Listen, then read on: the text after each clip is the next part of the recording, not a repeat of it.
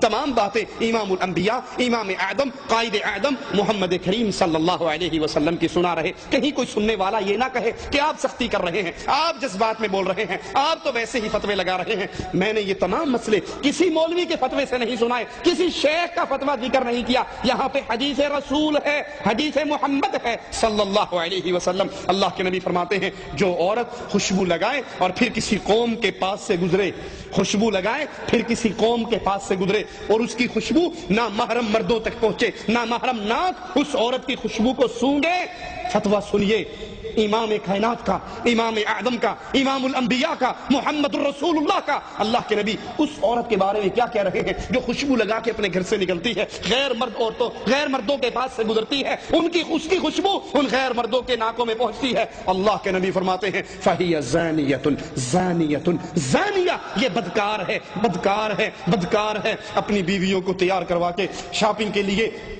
Panda market میں بھیجنے والوں، اتوار بازاروں میں بھیجنے والوں، ان کو شادی ہال میں فنکشن اٹینڈ کرنے کے لیے بھیجنے والوں، اور یہ بودی دلیل دینے والوں کہ مولانا ہماری بیوی ٹھیک ہے، ہماری بیوی پارٹی اٹینڈ کرنے کے لیے شادی ہال میں جاتی ہے لیکن وہ پرفیوم نہیں لگاتی،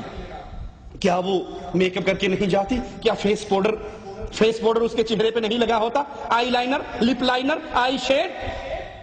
یہ تمام چیزیں وہ استعمال نہیں کرتی، اور کیا ان تمام چیزوں میں خوشبو نہیں ہے؟ خوشبو کا تو میدان ہے، باڈی پرفیوم الگ ہے، ہیئر پرفیوم الگ ہے، ایٹم جتنے ہیں میک اپ کے سارے خوشبوؤں میں بھرے ہوئے ہیں، اور تیری بیوی ہے، تو نمازی ہے، تو حاجی ہے، تو جہادی ہے، تو مجاہد ہے، تو داڑھی والا ہے، تو نیک ہے، تو صدقہ خیرات کرنے والا ہے، لیکن بیوی تیری چوڑیاں پہن کر، زیور پہن کر، میک اپ کر کے شادی ہال میں جا رہی ہے، غیر مردوں کے پاس سے گزرتی ہے۔ ارے گزرتی ہی کہاں ہے، شادی ہال کے اندر کھانا سرو کرنے والے غیر مرد ہیں، بیرے آ کر ان کے سامنے کھانا رکھتے ہیں۔ دیوس اپنی بیوی کو غیر مردوں کے سامنے چھوڑ دیتا ہے، وہ اس سے ڈیمانڈ کرتی ہے، وہ سالن ختم ہونے پہ ٹرے لا کے اس کے سامنے رکھتا ہے۔ محمد رسول اللہ صلی اللہ علیہ وسلم فرماتے ہیں جو عورت خوشبو لگا کے گھر سے نکلتی ہے غیر محرم مردوں تک اس کی خوشبو پہنچتی ہے، فَهِيَ زَانِيَةٌ زَانِيَةٌ زانیہ، یہ بدکار ہے، بدکار ہے، بدکار ہے۔ اللہ کے لیے اپنے گھروں کو بدلو، اللہ کے لیے اپنی عورتوں کی اصلاح کرو۔ عورت کو خوشبو لگانا جائز ہے اپنے خامد کے لیے، وہ اپنے خامد کے لیے بنے، اس کا سارا زیور، اس کا سارا میک اپ، اس کے سارے بہترین کپڑے، اس کے بہترین لباس، اس سب چیزوں کا حقدار صرف اس کا خامد ہے۔ لیکن افسوس اس بغیرتی نے ہمارے گھروں کی کیفیت ہی بدل دی ہے۔ خامد کے لیے جب عورت گھر میں ہو، یہ بیچارہ تھکا ہارا ٹوٹا بھجا ہوا گھر آتا ہے، وہی وہ لہسن کی بو، چٹنی کی بو، ادرک کی بو، پیاز کی بو کچن کے اسی گندے مندے کپڑوں میں اس کے پاس آ جاتی ہے، جس کے لیے سب کچھ کرنا ہے۔ اور اگر یہ بیوی سے کہے آج آپ کی ڈنر پارٹی ہے فلاں فیملی کے گھر، اور یہ اطلاع اس کو آدھا گھنٹہ پہلا دے دے، وہ تیار ہوگی یا اس سے لڑائی کرے گی؟ آدھے گھنٹے میں کیسے تیاری کر سکتی ہوں؟ آپ بھی کمال کرتے ہیں، مجھے کم از کم 1.5 گھنٹہ پہلے تو بتایا ہوتا، میں نے تیار ہونا ہے، میں نے کپڑوں کے ساتھ میچنگ جیولری پہننی ہے، سوٹ کی میچنگ کی میں نے شوز پہننے ہیں، میں نے فلاں تیاری، اب آدھے گھنٹے میں کیا کروں؟ یہ مسکین جو مہینہ مہینہ اپنی بیوی کے چہرے پر کوئی رنگت نہیں دیکھتا، کوئی خوشبوئیں نہیں دیکھتا، اچھا لباس نہیں دیکھتا، وہی گندے مندے کپڑوں میں گھر میں گھومتی ہے۔ جب یہ پارٹی اٹینڈ کرنے کے لیے نکلتی ہے، تیار ہو کے گھر سے نکلتی ہے، بندہ بھی 4 دفعہ اس کو دیکھتا ہے، میرے والی ہے کوئی اور تو نہیں آ گئی، یہ تبدیل تو نہیں ہوگی؟ میں نے تو اس کو کبھی اس شکل میں نہیں دیکھا، ساری زینت، ساری خوشبوئیں، سارا میک اپ، ساری جیولری، سارے سیٹ اس کو تب یاد آتے ہیں جب جا کر عورتوں میں فخر کرنا ہو، جب عورتوں میں پیش ہونا ہو، جب عورتوں کے اندر اپنے آپ کو اونچا دکھانا ہو، جب ان کے لیے سب کچھ یاد آ جاتا ہے۔ اور خامد جو اس کی عزت ہے، خامد جو اس کی جنت ہے، خامد جو اس کی جہنم ہے، جس کی طرح سے جنت ملنے والی ہے یا جس کی نافرمانی سے جہنم ملنے والی ہے، اس مسکین کا کوئی حق نہیں ہے۔ رسول اللہ صلی اللہ علیہ وسلم فرماتے ہیں، مسند احمد میں ہے، اللہ کے نبی نے فرمایا جو عورت خوشبو لگائے پھر مسجد میں جائے، اتوار بازار کی بات نہیں، پانڈا مارکیٹ کی بات نہیں، شادی ہال کی بات نہیں، فنکشن اٹینڈ کرنے کی بات نہیں، یہاں مسجد کی بات ہے، بیت اللہ کی بات ہے، اللہ کے گھر کی بات ہے۔ فرمایا جو عورت خوشبو لگائے مسجد میں جائے اس حال میں کہ اس کے جسم سے خوشبو آ رہی ہو، اس کی نماز قبول نہیں ہوتی۔ خوشبوئیں لگا کر غیروں کے گھروں میں جانے والیوں،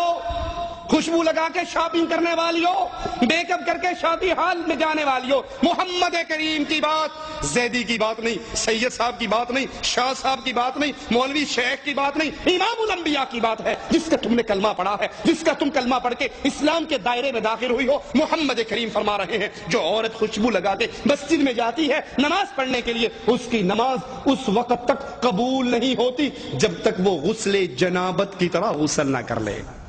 جیسے فرضی غسل ہے، جنابت کا غسل ہے، اگر وہ جنابت کے غسل کی طرح غسل کرتی ہے پھر اس کی نماز قبول ہوتی ہے، اگر وہ غسل جنابت کی طرح غسل نہیں کرتی تو اس کی نماز قبول نہیں ہوتی۔ عورت کا محرم کے بغیر سفر کرنا جائز نہیں ہے۔ اسلام بے حیائی و فحاشی کے راستوں کو کیسے روک رہا ہے؟ بخاری و مسلم میں ہے، اللہ کے پیارے حبیب علیہ الصلوۃ والسلام نے فرمایا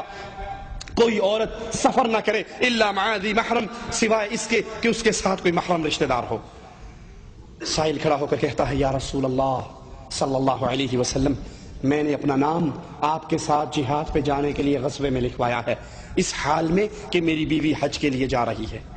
میں جہاد فی سبیل اللہ میں جا رہا ہوں، بیگم صاحبہ حج کرنے کے لیے جا رہی ہے۔ رسول کریم علیہ الصلوۃ والسلام اس کے جہاد کے سفر کو کینسل کرنے کا حکم دیتے ہوئے فرماتے ہیں جہاد کا ارادہ ختم کر دو، ترک کر دو، اپنی بیوی کے ساتھ جاؤ، اس کو حج کرا کر لاؤ۔ حج کا سفر کتنا مبارک سفر ہے، حج کا سفر کتنا عظیم سفر ہے، اس سفر کے اندر بھی عورت کا بغیر محرم کے حج پہ جانا جائز نہیں ہے، غیر محرم عورت کی طرف قصداً دیکھنا جائز نہیں ہے۔ قرآن حکیم میں مالک فرماتا ہے قل للمؤمنین، کہو اہل ایمان کو یغضوا من ابصارہم، اپنی آنکھوں کو جھکا کر رکھیں، اپنی آنکھوں کو نیچا رکھیں، ویحفظوا فروجہم، اپنی شرمگاہوں کی حفاظت کریں، ذالک ازکا لہم، یہ ان کے لیے زیادہ بہتر ہے، یہ ان کے لیے ان کی طہارت کے لیے ان کی پاکیزگی کے لیے بہتر ہے۔ ان اللہ خبیر بما یصنعون، اور اللہ جانتا ہے جو کچھ تم کرتے ہو۔ ہاں اگر کوئی شادی کرنے کا ارادہ رکھتا ہے تو اپنی منگیتر کو ایک نظر دیکھ سکتا ہے۔ اللہ کے نبی علیہ الصلوۃ والسلام نے اپنے ایک صحابی سے کہا اس کی شادی کی خبر سن کر کہ تو اپنی منگیتر کو ایک نظر دیکھ لے، ایک نظر دیکھ لے، یہ تیرے لیے تمہاری آئندہ زندگی کے لیے زیادہ بہتر ہے۔ اور یہ دلیل ہے کہ چہرے کا پردہ کرنا ضروری ہے۔ ایک نظر دیکھنا دلیل ہے کہ چہرے کا پردہ ہے۔ شریعت چہرہ چھپانے کا حکم دیتی ہے، کیوں؟ اگر چہرہ کھلا ہوتا، اگر چہرہ ننگا ہوتا تو ایک نظر دیکھنے کا کیا مطلب؟ وہ تو کہیں بھی اس کو دیکھ سکتا ہے۔ جو منگیتر کو حکم دیا گیا جاؤ ایک نظر اس کو دیکھو، اس کا مطلب ہے مومنہ عورت کا چہرہ چھپا ہوا رہتا ہے، ڈھکا ہوا رہتا ہے، وہ صرف اپنے منگیتر کے لیے ایک لمحے کے لیے اپنے چہرے کو ننگا کر کے اپنے منگیتر کو چہرہ دکھا سکتی ہے۔ جس طرح عورتوں پر نظر ڈالنا غیر محرم نامحرم عورتوں پہ جائز نہیں، اسی طرح ان لڑکوں کی طرف دیکھنا جن کے چہرے پہ داڑھی مونچھ نہیں آئی، امرد بچے ہیں جن کے چہرے کے اوپر خوبصورتی اور معصومیت ہے، داڑھی اور مونچھ نہیں ہے، ان کی طرف دیکھنا بھی جائز نہیں ہے۔ یہاں یاد رکھیے ان صوفیاء کی بکواسات کو جنہوں نے لڑکوں کے ساتھ عشق و شوقی کرنا، عورتوں کے چہروں کو دیکھنا دین کا حصہ، عشق مجازی کو عشق خدائی کا حصہ سمجھتے ہیں۔ امداد اللہ مہاجر مکی علماء دیوبند کے بہت بڑے عالم ہیں، اپنی کتاب شمائم امدادیہ میں لکھتے ہیں کہ عورت کا نظارہ کرنا، عورت کو دیکھنا، عورت کے چہرے کی طرف دیکھنا حقیقت میں اللہ کو دیکھنا ہے۔ عورت مرد کا مظہر ہے، مرد اللہ کا مظہر ہے، لہذا عورت اللہ کی مظہر ہوئی تو عورت کو دیکھنا حق تعالیٰ کو دیکھنے کے برابر ہے، مشاہدہ کرنا چاہیے۔ اسلام اس بے حیائی اور فحاشی کے راستے میں رکاوٹ کھڑی کرتا ہے۔ مرد کی شرمگاہ نہ دیکھے، عورت کی شرمگاہ نہ دیکھے، مرد کی شرمگاہ نہ دیکھے، عورت کی شرمگاہ نہ دیکھے، مرد ننگے مرد کو نہ دیکھے، عورت ننگی عورت کو نہ دیکھے۔ یاد کر لیجئے اگر یہ بے حیائی کی کاموں کو، ان بے حیائی کے راستوں کو اپنے گھر سے آپ نہیں نکالتے، یہ گھر کے اندر رائج رہتے ہیں، تو پھر رسول اللہ صلی اللہ علیہ وسلم کی اس حدیث پہ غور کیجئے جو مسند احمد میں ہے، ابن عمر اس کو روایت کرتے ہیں، اللہ کے نبی نے فرمایا ثلاثۃ قد حرم اللہ علیہم الجنہ، تین وہ بدنصیب ہیں جن پہ اللہ کی جنت حرام ہے، مدمن الخمر، ہمیشہ شراب پینے والا، والعاق للوالدین، والدین کا نافرمان، والدیوث، اور بے غیرت دیوث، الذی یقر فی اہلہ الخبث، جو اپنے گھر والوں میں، اپنی بیوی بچوں میں بے حیائی کو دیکھتا ہے، اپنے گھر والوں میں بے غیرتی کے کام دیکھتا ہے اور پھر برداشت کر جاتا ہے۔ آپ نے اکثر دیکھا ہوگا بیٹا کیبل کے اوپر فلم دیکھ رہا ہے، بیٹے کے کمرے میں گندی تصویروں سے پورا کمرہ بھرا ہوا ہے، ڈش انٹینا اس نے لگایا ہوا ہے، گندے چینل وہ دیکھ رہا ہے، اور باپ مسجد کو جا رہا ہے، لمبی ساری داڑھی ہے، سینہ اس کا ڈھپا ہوا ہے داڑھی سے، اور وہ نماز پڑھ رہا ہے، قرآن پڑھ رہا ہے۔ بچہ فلمیں دیکھ رہا ہے، گانے